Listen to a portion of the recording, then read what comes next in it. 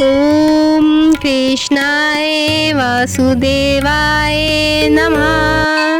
राधे राधे, जय श्री कृष्णा। दर्शकों, आज आपको बताने जा रही हूँ इंद्रा एकादशी व्रत की महिमा और कथा।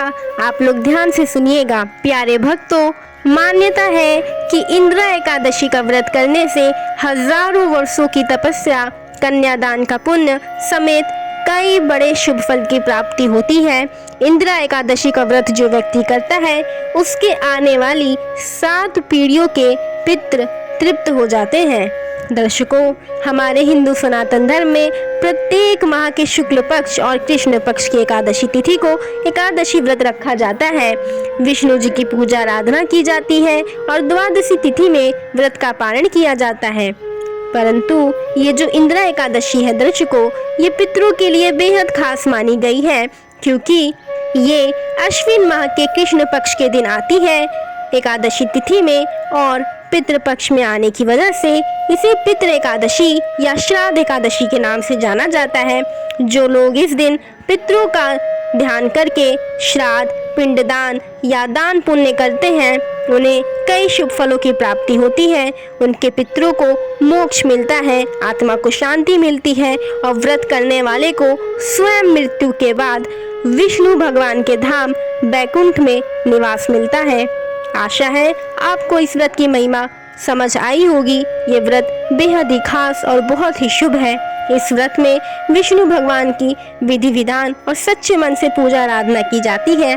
दर्शकों, बिना कथा के ये व्रत अधूरा माना गया है, तो इसलिए आइए हम कथा को सुनते हैं।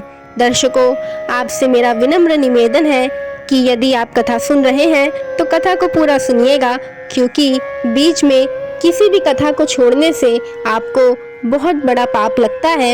इसलिए पूरी कथा को अवश्य सुनना चाहिए। आइए कथा शुरू करते हैं।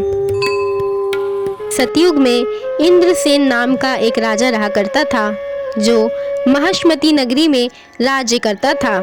उसकी प्रजा उससे बेहद ही खुश थी, क्योंकि वह एक बहुत ही विद्वान, गुणवान और न्यायनिष्ठ राजा हुआ करता था, जिसकी वजह से उसकी प्रजा हमेशा खुश रहती और उसके राज्य में सुख संपत्ति का वास रहा करता था। उसे सारे भौतिक सुख प्राप्त थे, किसी भी चीज की कोई कमी नहीं थी।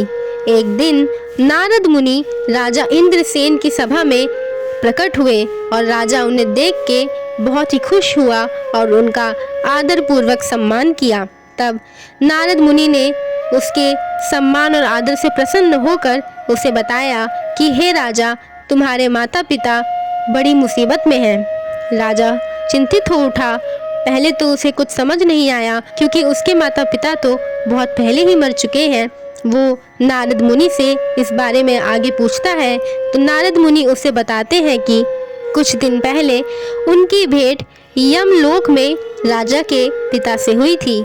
राजा के पिता ने नारद जी को कहा कि उनके जीवन काल में एकादशी का व्रत भंग हो गया था।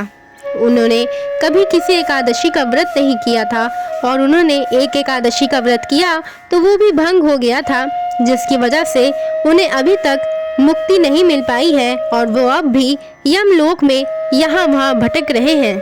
नारद मुनि की बात सुनकर राजा बहुत ही ज्यादा दुखी हो गया और नारद जी से अपने पिता को मुक्ति दिलाने का उपाय पूछने लगा।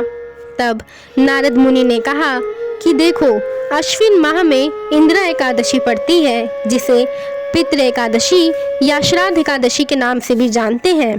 तुम इस एकादशी का व्रत पूरी श्रद्धा भाव और विधि विधान से करो।